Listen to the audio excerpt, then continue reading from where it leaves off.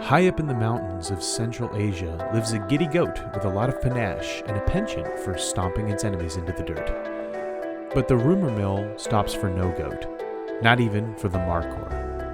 And this cud chewer's legendary hooves have earned it a name that has led to an unusual fascination with its spit.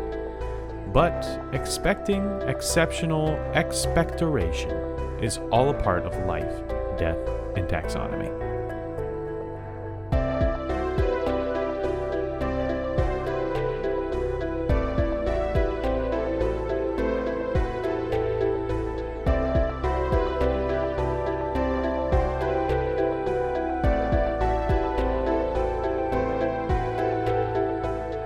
Welcome back to Life, Death, and Taxonomy. It's your 30 minutes of interesting animal information. I'm Joe. And I'm Carlos. Thank you to Cassie for the creation of our theme song. To hear more of Cassie's music, please search Cassie Michelle on YouTube or Spotify. And thank you to Johanna for the creation of this week's artwork. To check that out, you can follow us on Facebook or Twitter at LD Taxonomy or visit us at our home on the web at ldtaxonomy.com. And a very special thank you to our patrons, to Tristan Taylor, Jesse Raspolich, Carol Raspolich, and Richard Kaspar. Thank you so much for your support. It's greatly appreciated. Thanks for helping us keep the lights on. And today we're talking about a gruff goat with a woolly throat, but more on that later. This goat is so gruff. I don't even know what gruff means. I think it just means like grumpy. Wizened. Maybe. But yeah, this is a goat's goat, like a man's man. The goat of goats, but it's a goat's goat. Greatest of all goats. Oh yeah, people say that a lot now. Oh, it's the goat. It's the goat. Like, there's okay. a way to be top shelf with your adjectives just all the time. Our company is thinking about some rebranding stuff. So there's another company that is helping us name stuff, come up with names. So like they just have a process that we're following. So we had a meeting and had a long list of names. Among them were many like funny ones that we just said and wrote down because it's like a brainstorming thing. You didn't want to like, you don't want to like. You never want anyone to feel like their idea was stupid because then they'll shut up and maybe not give you a great idea. So I said goat as in greatest of all time as a joke, and somebody wrote it down, and then this list went to this company and they had to categorize all of our suggestions, and one of them was that. That's your rebranding for the company? Ones. The company's just going to be called Goat? No. Or that's going to be your tagline. It certainly will not be that. I forget why we were talking about it. It's like why that came up, but that made it on the list. It's like Widget Inc., the goat. Yeah. No, like it's funny that you hear people saying that now, because it's just like, it used to be like, oh, that's the best, or that's awesome, or that's great. It's just like, okay, those are some pretty high superlatives that maybe you may or may not mean. Like, the best, is it really the best? But no, people are saying that it's the greatest of all time. This donut right here is the greatest of all time. Like, yes. Okay, it's goated. There is no way and goated. Oh man. And I think I go into like goaded, GOADED, like it's goaded into what? Yeah. oh wait, no, go sorry, it's you have bestowed upon it the asinine title of greatest of all time. It's something that you're gonna give to the next thing that comes around. I do like saying oat milk is the goat milk, but I don't believe it. I think cow's milk ironically is the goat milk. Greatest of all time milk? Yeah. Or so this animal that we're covering is a goat lord, I would say. Mm-hmm. Have you ever played Goat Lords? Yes. It is a great game. I'd even say it's the GOAT of games, you know? That's quite a thing to say. It's the goat. It's the greatest goat game of all time. Greatest game of all time. Goat is a Pokemon also. So anyway, what are we talking about? A goat, obviously. We're talking about a marker. Sharpie. A fruit smelling one. One of those ones that has the stamp on the end. Yeah. Dry erase.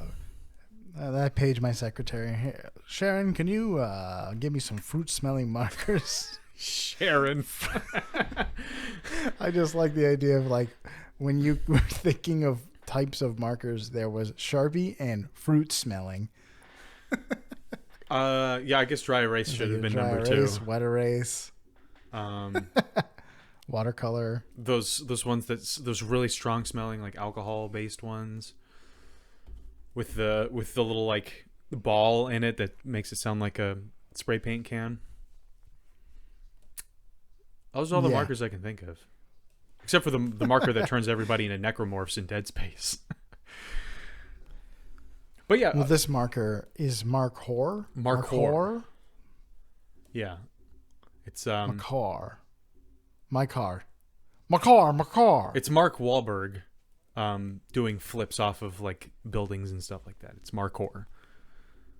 I just did a timely reference to the greatest Christmas movie of all time, the GOAT of Christmas movies. Don't say it's a Christmas Story. No. Oh wait, no. Is it? It's the Jimmy It's a Stewart Wonderful one. Life. Yeah. Yeah. Even though I don't know if it's the greatest Christmas movie of all time because it doesn't really revolve around Christmas. It just happens. It's like Home Alone. It just happens around Christmas. Yeah, Home Alone is as much of a Christmas movie as Die Hard is. It's just like it's an intense thing that happens, and it happens to be Christmas also. But everything would be pretty much exactly the same if the McAllisters went on a vacation in July. Yeah. But the only difference is that at the end they sing Hark the Herald, which is classic ending of a Christmas movie. That's how the Charlie or Brown a one Peanuts holiday special. Yeah. Every time a bell rings. Also, it explains why there was a bell in his house at the end so that could be said. I don't think I've seen that movie through from start to finish. I have seen the whole thing, but it's like Forrest Gump. That it's not a movie that I've ever sat down and watched from start to finish. I've just seen all of it in aggregate. I watch it every year. I know every line. I don't know what my favorite like Christmas when movie would be. Like when Jimmy Stewart has been the spell has been cast. And he's no longer. He has never been born. He's walking around and he's looking for his car, and he's like, "Markhor, where is it?" And that's what made me think of this. Oh, that's a deep cut. Yeah. Yeah, I don't know what my favorite Christmas movie would be. Baby really likes the Santa Claus movies, which I do not like that much. And she also likes the first one's great. I don't. The rest of them are very bad movies. I don't like Tim Allen very much. He's just. I also know every line to that movie, to the first Santa Claus movie. He's just Tim Allen. We're watching Tim the Toolman Taylor here. I love it. And he's just like bee sting. Evidently, I'm allergic. We're getting the Disney Channel. Congratulations, Merry Christmas or whatever. Yeah, Merry Christmas. And there's I'm just not a fan of Tim Allen's performances. But then there's Jingle All the Way, which I watched for the first time as an adult, and it without the nostalgic value, it is a rough movie to watch. It's beautiful. Put the cookie down. I love it. But I don't know. Maybe Elf. That might be my favorite one. I love I love all of the Arnold movies where everyone's pretending like he's not a 7 foot tall man mountain Austrian. He's just living in. His name is Howard. His name is Howard. He lives in like St. Paul, and he can't. English is clearly not his first language, but he's a star salesman and who works too much. Just remember, you're my favorite customer. And the line that Bibby and I say all the time is, "It's pretty cool." When he's trying to get back in his son's in Anakin Skywalker's good graces after missing his kung fu battle or whatever. Oh yeah, it's all like the whole thing is just a big slapstick thing, which is fine, but it's like it's like if the climax of Home Alone was just the whole movie of just people slipping and falling and punching each other and getting zapped, and it's like this is the whole thing. But also no nostalgic value, so it kind of it's not my favorite. We're talking about nicknames for this. We're talking about a goat, aren't we? Christmas goat. So it's known as the Scrooge horned goat. Scrooge horn? Scrooge horn, yeah. Oh yeah. I guess no, there's no real good. There aren't any really good, like movie adaptations of that. The Jim Carrey one is really weird, but it's okay. Of A Christmas Carol. There's a part. There's a line in it that I hate. I can't remember what it was, but I think it was a line that they got from the original book, which is just bad. But I think they misrepresent. And the Muppets, is great. Oh, there's a lot of singing in that one. I'm not a fan of musicals, so. There's an R-rated show. There's a new one. Yeah, there's a new one with Will Ferrell. And I forgot who the other actor is, but Will Ferrell plays the Ghost of Christmas Present, and they're just going around, and I think it's like Ryan Reynolds and Will Ferrell, and they're just having a grand old time visiting Christmas Present. I that's a musical, I think. Oh no! I mean, not like I was gonna watch it. It's like I'm gonna watch it. I'm gonna watch a movie in theaters, and B, like I'm gonna watch a comedy. I've never seen the old school one either. The black and white one. Oh, I don't think I've seen that one. But there's a show that came out of maybe 3 or 4 years ago, and it's R-rated. There's what's his name? Jacob Marley shows up. Like his jaw is falling off, and you can see the flesh and all this stuff, and it's intense. I guess it's supposed to be scary. Like it is, like the original story is supposed to be like unsettling. And it is. Most of these adaptations have some unsettling thing in them. There's also the Disney one, or the Mickey Mouse one. Scrooge. Yeah, I like that one too.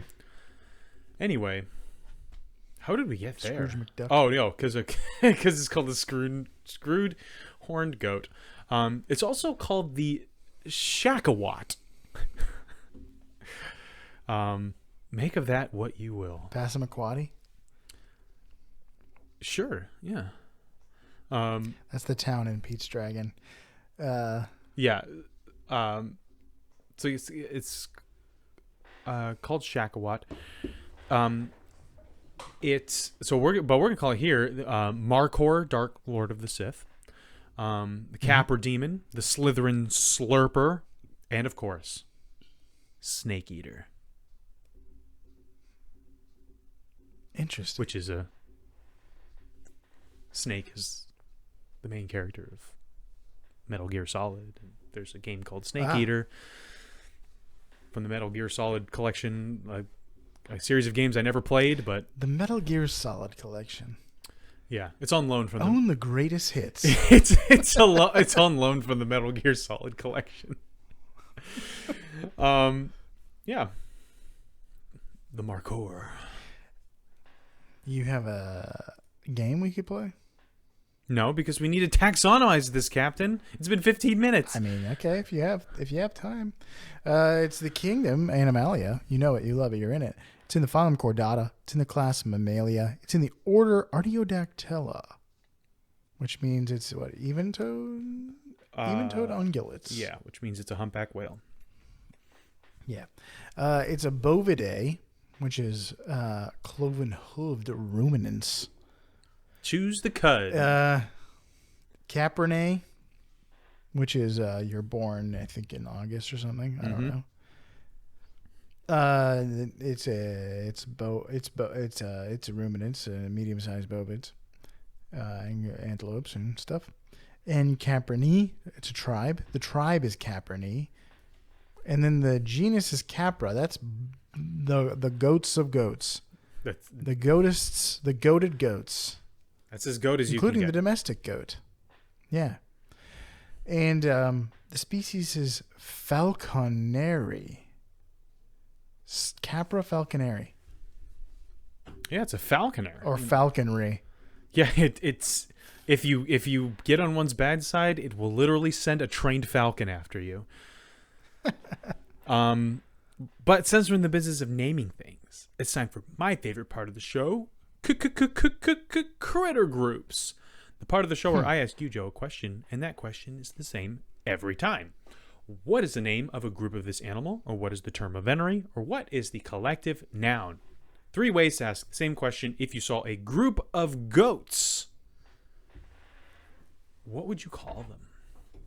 Would you call them A prance of goats, B, a prattle of goats, C, a glut of goats, or D, a trip of goats?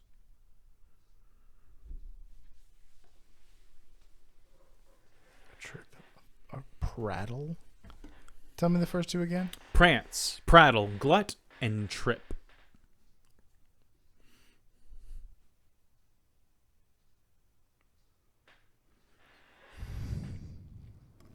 I'm going with the prance. It's free real estate. Prance of goats. The goat formerly known as Prance. That is incorrect. The answer is trip. My gut wasn't telling me anything about this one. Your gut wasn't even telling you glut? No. You'd think it would, but it didn't. Yeah, it's a trip of goats. I mean, What? That's a trip. Now Yeah. that's a trip. And it's trippy, like shoppy, like vitamin shoppy. It's Oh. Tripe? no TRIPPE, so it's still trip. Ah. So it's not tripe as in like the weird stuff in the guts of animals? Oh, is that what it's called? Tripe? Tripe with one P. Is it like bacteria? First or second stomach of a cow or other ruminant. Well, it A sounds trip like of goats has tripe. yeah, a trip of goats has a lot of tripes, I'd say. Did I ever tell you that I prepared cow stomach for people in an insane asylum in Colombia? You sure did not tell me that. I was volunteering. How do you go from not really cooking at all to doing that? I told them I made a mean grilled cheese one time, and they're like, "Here, have 25 pounds of cow stomach, frozen cow stomach." I was volunteering in Colombia, and I didn't really have any particular skills, and so they just kind of put me wherever things were needed. And there was a mental asylum in Bogota, and they were short-handed on people to prepare the food, and the food that they got were like the parts of animals that you don't really that aren't like aren't popular, and one of those is the cow stomach. And so they gave me a big like 3 foot by 1.5 foot square chunk of flesh that was frozen. And they, was it like ribbed? Did it have ridges? no, it was just. Was it a smooth stomach? No, it was like a bunch of balled up flesh. It was Okay, it was all maybe it was tripe then. undulating and stuff like that. Yeah, it wasn't smooth. Basically took a knife and cut off pieces and put it into like really hot water in order to thaw it, and then I was like part of an assembly line, and they went over to actually cook. So I didn't actually cook it. I just kind of cut it up into pieces and put it in to thaw it. And I tried some, and it just tasted like rubbery nothingness. Huh. So that's my cow stomach story. That's my tripe story. That's one more cow stomach story than I have. And all the while there were just the eeriest moans and wails coming from down the hall, because it was a mental hospital and people were moaning and wailing. But it was the middle of the day, so I wasn't scared.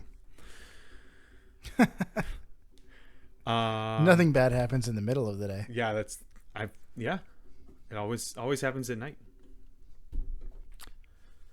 All right, what does it look like? Who is this boy? Who is this goat boy? Okay. They're light brown to black in their coat. But females can sometimes have a reddish brown coat, which is fun for them. Their coats are smooth and short in the summer and thicker in the winter, which is appropriate for mountain dwelling animals. They have black and white legs, black and white fur on their legs, and they have, of course, long corkscrew horns, which are their most striking feature, I would say. I'd say so too. They look like a regular goat, except for that they have these really long corkscrew horns. And like obviously they're larger in males because that's who uses the horns, but females also have horns. But males have longer hair. They have neck beards, which sort of the extent of their sexual dimorphism. They're maned, and they have a bit long corkscrew horns. And they have, high-level League of Legends characters because of their neck beards. Right. Yeah. Do you level up characters in League of Legends? I probably should have said Warcraft. I know that you level up in Warcraft. I don't know the first thing about League of Legends, except that it's an isometric game, and I don't like isometric games. So, and I also don't like MMOs. I probably would have if you got me when I was 14, but. Skyrim would have been the gateway, or Oblivion would have been the gateway drug into becoming a Warcraft addict, but it never ended up happening. So I just stuck with my gateway drug. Let's talk about their size and dimensions. So welcome to the Blood Measure Up segment, the official listener's favorite part of the show. The part of the show when we present the animal size and dimensions in relatable terms through a quiz. That's fun for just the whole family. We don't have a new Measure Up intro this week. Drat. It's been quite a while. It has been a while. It's been quite a while. This is the dry holiday season.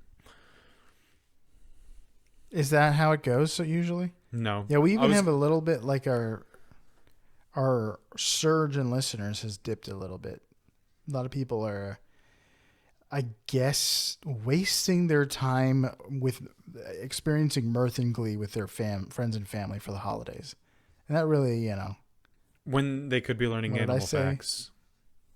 Pickles my prawns. That's what it is. Yeah, it pickles your prawns. Just kidding. We like that. We like it. We like people spending time with their family, but what we like better is you spending time with your family after having gained some obscure and generally useless animal knowledge that you can regale everyone with at the dinner table. Yes, regale them. But since we don't have a new measure intro, we're gonna deep dive into The goats. the greatest hits, the goats. Oh my gosh. And we're not gonna go that deep. We're gonna go back to August of this year to relive one of the goats. Without further ado, the listener's favorite part of the show.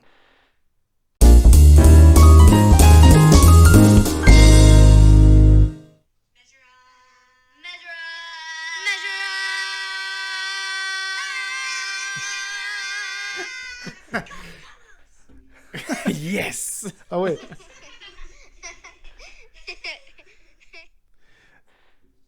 Remember you had they gave you the Go Carlos and it didn't go well, so maybe the Mojo will get you this time.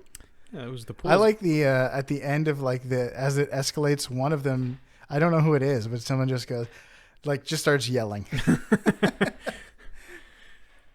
I heard the Christmas concert went well and they were a part of it, so Yeah, I miss it. Apparently, my sister was going to do a particular solo that is kind of like in a range that's difficult for an adult, or maybe just difficult for her particular range, but perfect for a child range. So it's written for a children's choir, but they didn't have a children's choir, so they sent it to Julia, who's at the. My sister, I guess, suggested bringing Julia to the show, with the solo. Not actually bringing her to the show, as in like bringing her to the big leagues. She was already going to be in the show, and she did great. Yeah. Just today, Baby was like, "Oh, I just watched the video of that exact solo of Julia singing," and so I was like, "Oh, I gotta check that out." But after I record the episode. Mm-hmm. Okay. Well, thank you once again, Joy and Julia and Calvin and Laura. That was great. I like it. It's musical. We like musical ones. I like harmonies. It's above and beyond. You don't have to do it, but musical ones are definitely top tier. They are goated.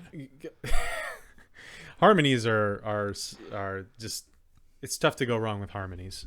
It's like pizza. It's just good. It's always good, as long as it is always good. It's always good. You just take any song that is great and add harmonies to it, and strings, and you have a better song, I'd say, and probably a modulation. Those three things. Just strings are great. Saxophone is also good for certain genres of songs. I mean, saxophone goes really well, in certain genres, but I can't really think of a genre that wouldn't be improved with strings. Like even rap could be improved with Eminem proved that. Does he have strings? Yes. Huh. Let's talk height before we start talking about rap and sound like idiots. Yeah. Something we know a lot about. They're between 65 to 115 centimeters, or 26 to 45 inches at the shoulder, at the withers, you might say. Mm-hmm. 45 inches, what is that, 3.5 or 3 or, a little more than 3.5? 3 feet 9 inches. There's 3 3/4. So how many Markhor? So I've got a mix. We've got the old style and in the new style. Oh boy. The Jeopardy style question, and this one in particular is a traditional style measure up question. So how many Markhors would it take to go the distance in an alpha particle can travel in 1 second? Do you know what an alpha particle is? Nope. Well, here's a hint. An alpha particle is made of 2 neutrons and 2 protons, which shoot out of a large unstable nucleus in a process called alpha decay. It is the heaviest type of radiation and goes slower than other radioactive particles. It also slows down and eventually stops, and it can even be stopped with something as thin as tissue paper. Yeah, because most of the radiation is just electrons. They're super small and super fast. Like near the speed of light. beta particles are near the speed of light. So how far this thing can go in a second? Mm-hmm. Oh, I can't. Even if it goes a fraction of the speed of light, that's a long way. Considering that in 1 second, light can go 180,000 miles. Um, uh,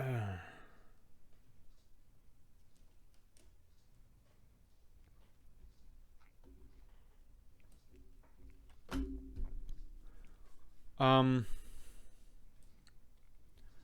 I don't know. I'm gonna say it's the height you said. It's 45-inch situation. At the withers, yep.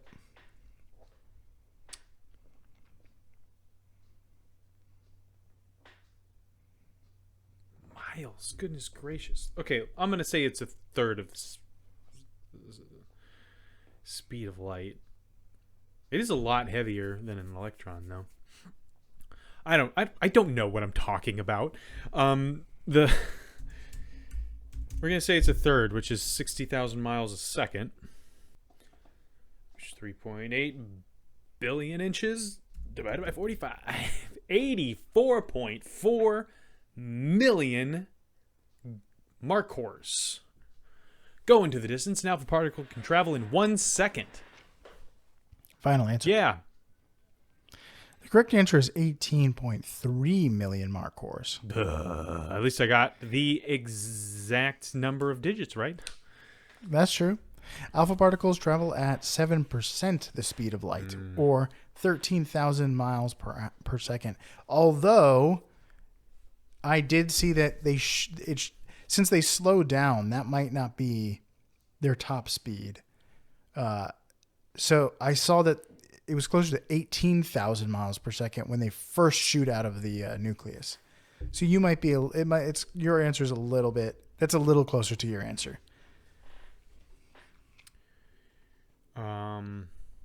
Yeah, I was saying 60,000 miles a second. Yeah, So it's a little closer. Teensy bit closer. Still way off. Still not a nursing school victory. I'm sorry I let everybody down.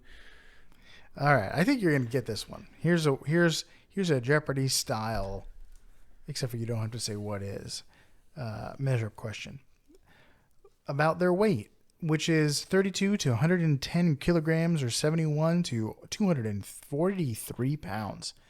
That's a hefty goat, big goat. That's a big goat. So around 222 Markhors go into the weight of this bomb, which was dropped in 1961, 34 miles from the village of Severny in Russia.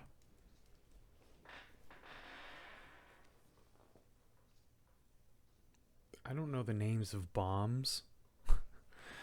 Here's a hint. The bomb was 26 feet long with a 7-foot diameter. Yeah, I don't know the name. I know the names of Fat Boy and Fat Man and Little Boy or whatever the ones we. Well, you're on the right track. Is it large man? It is a thermonuclear weapon. Yeah. Outside of Russia? I don't know. No idea. It's in Russia. Can't or in Siberia. The largest nuclear weapon in history. I remember sometime this year looking at a chart of the largest detonations in history, and it showed a diagram of the size of the mushroom clouds and all this stuff, and the heat and the tonnage and all this stuff. I did not absorb the names of any of these bombs. So, would it help you if I told you that the blast shockwave went around the Earth 3 times? So people on the other side of the world felt a little tingle 3 times. Mm-hmm. No, it doesn't help. I'm gonna say it was called the Say a Russian thing. Yeah, I know. I'm trying to come up with a Russian thing.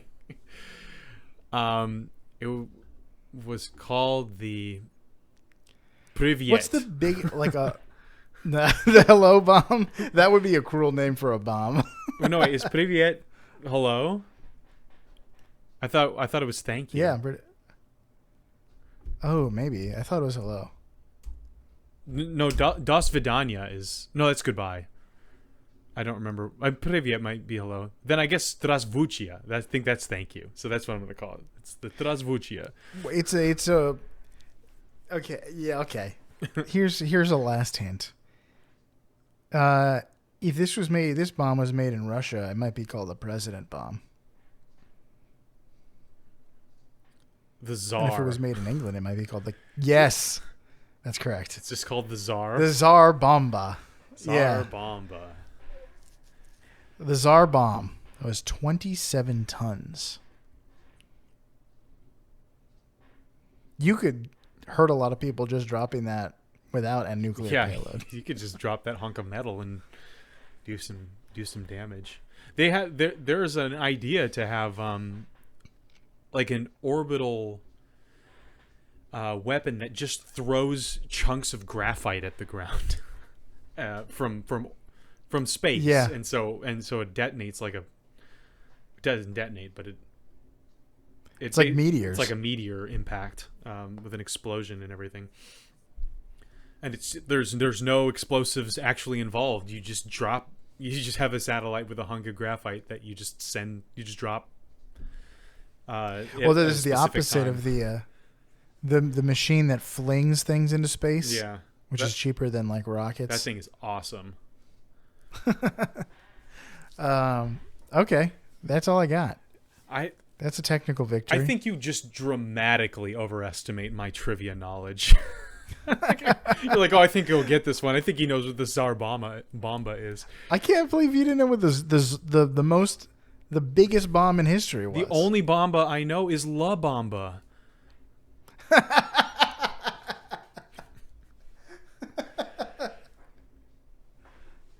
All I know is you know Richie what La Valens. Bamba means in Spanish? I mean, you know what La Bamba means in English? Nope. The Bamba. Does it really? Huh.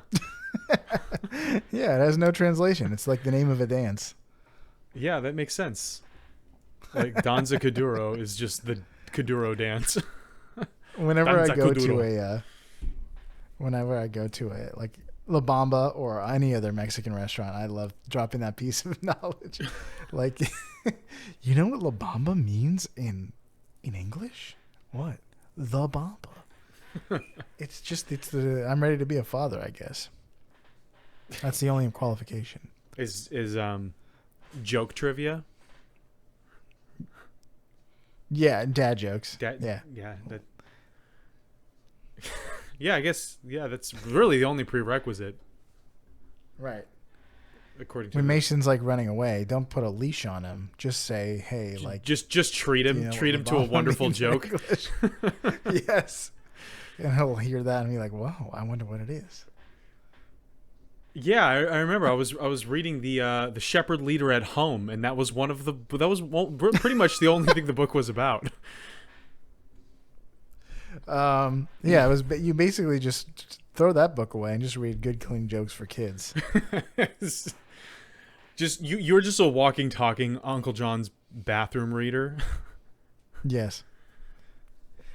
Would you like to hear some fast facts before we get into the major fact? Sure. Although 243 pounds is very heavy for a goat. That's a big goat. That's a Did I ever tell you about the time? Dude, we're just going on all kinds of tangents. Did I ever tell you about the time that Bibby and I went to a restaurant called the Gluttonous Goat? I don't think so. It's in Boca. Right in the what's that like really nice Meisner? Meisner is in Meisner Park. And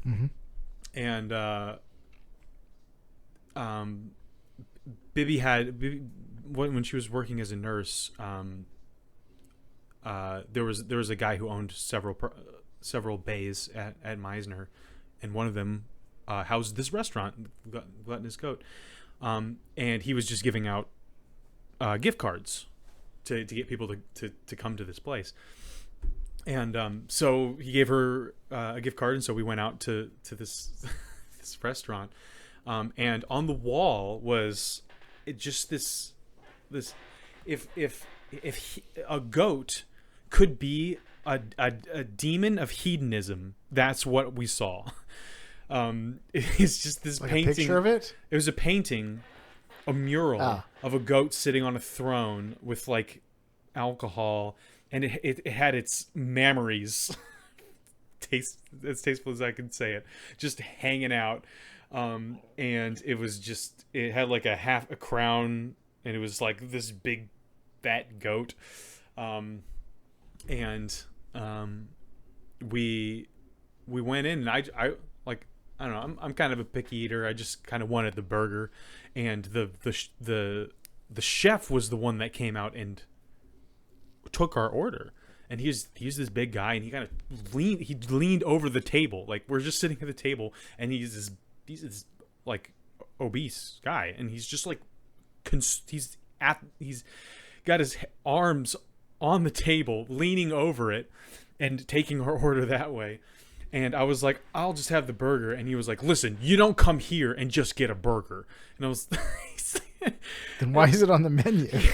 So I capitulated because I'm a weenie, and I was physically intimidated by this guy.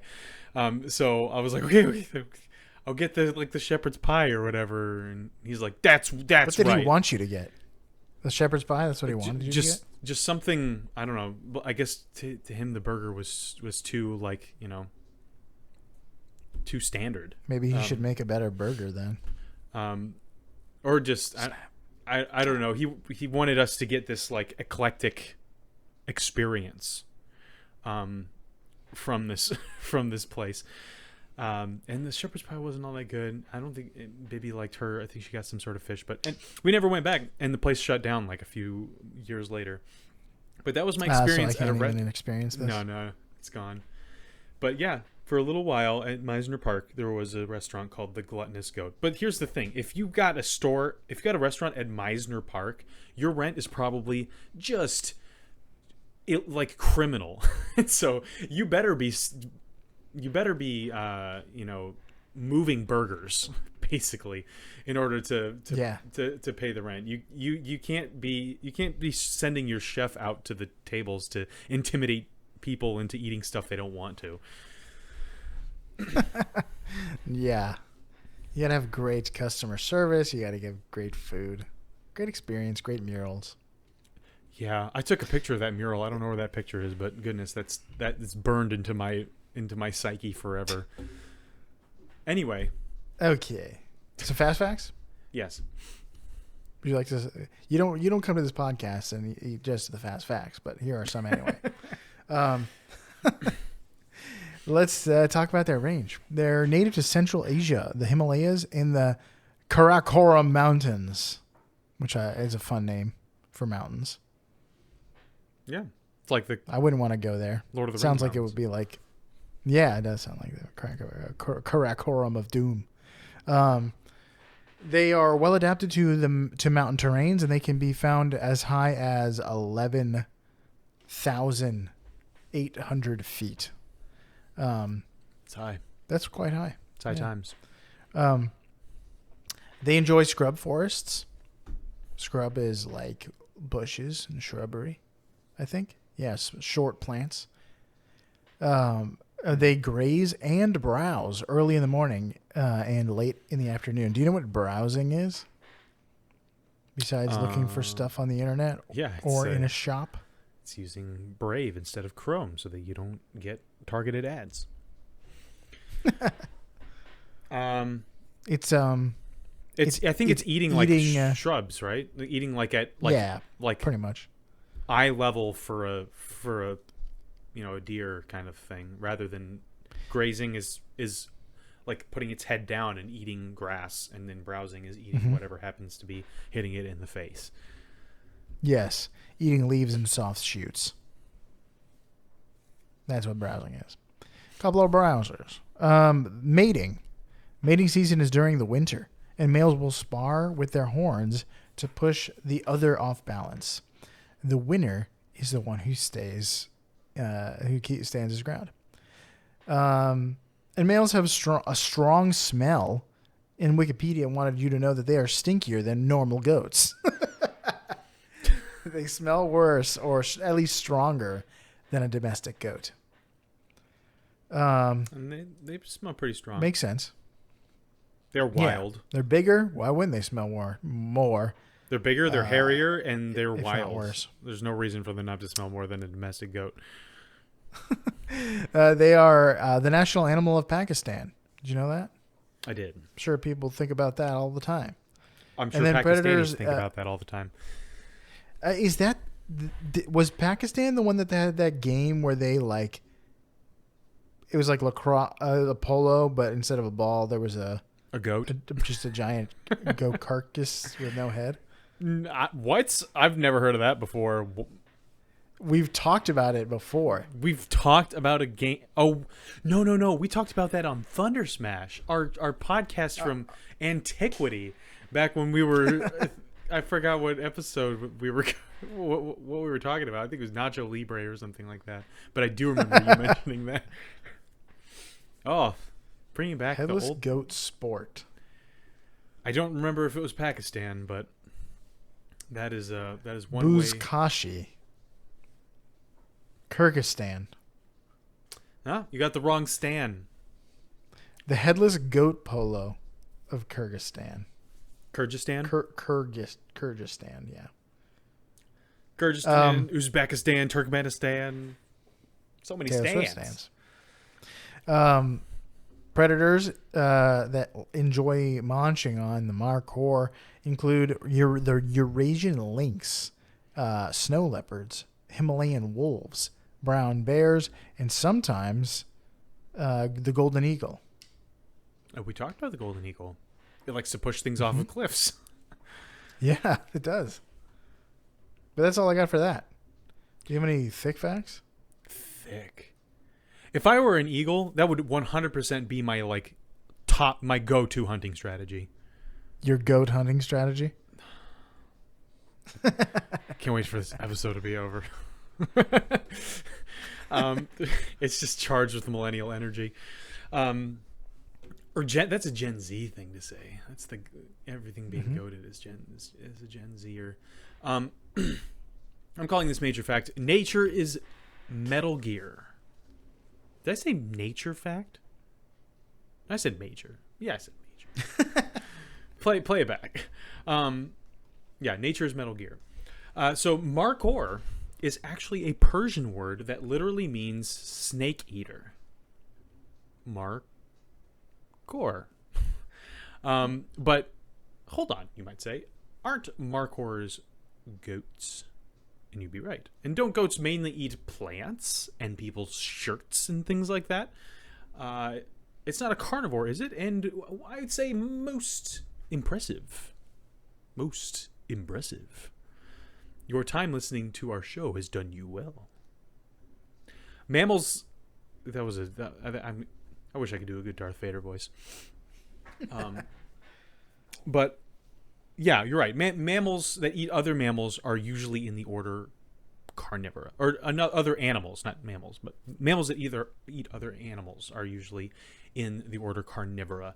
So what's the deal with this snake eating business? Is this a carnivorous goat? Is the apocalypse arrived? Is this a biting goat? Is the apocalypse now? Is it apocalypse now? It's a myth. That's what. They don't eat snakes at all. The practice has never been officially documented. However, like a lot of things, they have the ability to lose their minds when a snake comes around and trample it to death. They have that special ability to just absolutely panic and stamp on the ground when a snake comes around, killing the snake. which I mean that's running is good, but that's also a pretty good strategy. So it's definitely a snake killer, but it doesn't eat the snakes. It eats plants. It's a herbivore and a shirtivore. No, I don't know. They don't eat shirts. Newspaperivore. Yeah, newspaperivore. Homeworkivore. That's for sure. Mm-hmm. But regardless, this doesn't stop the superstition trains, especially in the more rural areas where it lives in Central Asia. Locals actually sometimes collect the dried foam that the Markhor produces when it's chewing the cud. So this foam comes out of its mouth and falls on the ground and it dries. And the locals will gather it and they will use it to try and cure snake bite venom, because they believe that the Markhor kills and eats snakes, which is interesting because they would. This is in the same part of the world where the mongoose actually does kill and eat snakes, and has a natural defense, defense mechanism in its body to be able to survive multiple cobra bites, and that's the stuff you want to be collecting. But nope, they're fixated on the Markhor, even though it doesn't do that. And that's all well and good, since you don't need to actually interact with the goats to waste your time with these fake remedies. On the other hand, like many animals that live in this part of the world, it is part of Chinese traditional medicine, and the Chinese traditional practice can't leave something alive in order to. There's no collecting a byproduct. It's kill it and take its horns, grind its horns into dust, and use that to cure headache, fever, and rheumatism. So they're just hunted for their horns. That's an aphrodisiac, obviously. Is it? I didn't see that. I don't know, but they always are. It's like, hey, do you want this fingernail powder? Eh? Does that float your boat? Huh? Just thought you might want some hair dust. Does that hair dust? Some keratin? Yeah. Some keratin. Yeah. So it's needless to say, it is not has no medicinal properties. It is just horns. They're horns, not antlers. So they're antlers are made out of bone, I believe, and horns are made out of keratin. So keratin is the same stuff that your fingernails and hair are made out of. And there you would get as much eating your own fingernails and hair as you would eating the dust, eating ground up, pulverized Markhor horns. Eating the dust all the days of your life, and then now we're back to snakes. Crawling on your belly and eating dust, yes. Eating horn dust. So it's amazing how many animals, like almost every animal that we talk about in this neck of the woods, is involved in Chinese, is poached for Chinese traditional superstitions. They are also apparently a prized, at least at one point in history, they were a prized prey animal for hunters. Oh, I'm sure they still are. Elliot Roosevelt, I think uncle of Eleanor Roosevelt, once wrote like, "Oh, there's no better hunt than a ibex or Markhor hunt, because if you like hunting, it's quite an adventure, because you have to go up like in elevation, and it's dangerous because you're like on cliffs and stuff to get to bag this animal." It's the uncle of Eleanor Roosevelt. Yeah, but that will. They were kissing cousins. Oh, FD, you're right. She was also an Roosevelt. You're right. I forgot about that. You were about to ask how could Eleanor Roosevelt have an uncle who was also a Roosevelt when Roosevelt is her yeah, it's like she was not a Roosevelt married beforehand, name? But no, yeah, she was a Roosevelt. It's the Targaryens over there. bust, busted trusts. I think they were. I don't know how how close of cousins they were, but they were cousins. Actually, no. Theodore Roosevelt was the trust buster. FDR was the New Deal. Yeah. Yeah. I mean, these horns are impressive. If you're a big game hunter, I can see why this would be high on your list, maybe. And also, the horns look just like a drill bit. Drill bit tailor. Fifth cousins. Does that count? I mean, I think I forget how many cousins it takes before there is no genetic risk at all. But it's not. I think it might be after 3. But still strange. I mean, it was pretty common practice in aristocracy for a long time. Yeah. And it was definitely common practice in Bible times. I imagine, too, like in small towns where your odds are high and your pickings are low. Yeah, that's when you get a car and drive snowmobiles.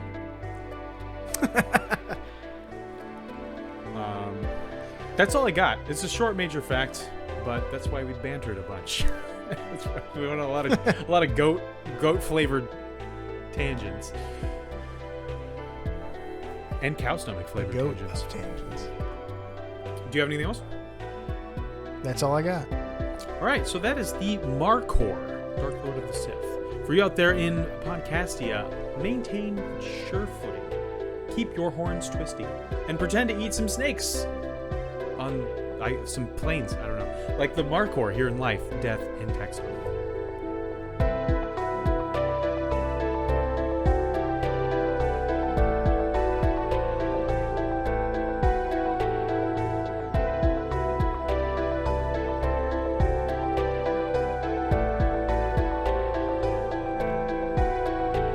Hey Taxonomy Titans, I just want to remind you that we now have a Patreon. Patrons can see full video episodes and get shoutouts on the show. But ultimately, it's a way for you to help us cover some costs and get even better. Still, reviews are the best way to help us grow. So if you haven't left one yet, we'd really love to hear from you. As always, thanks for listening and engaging.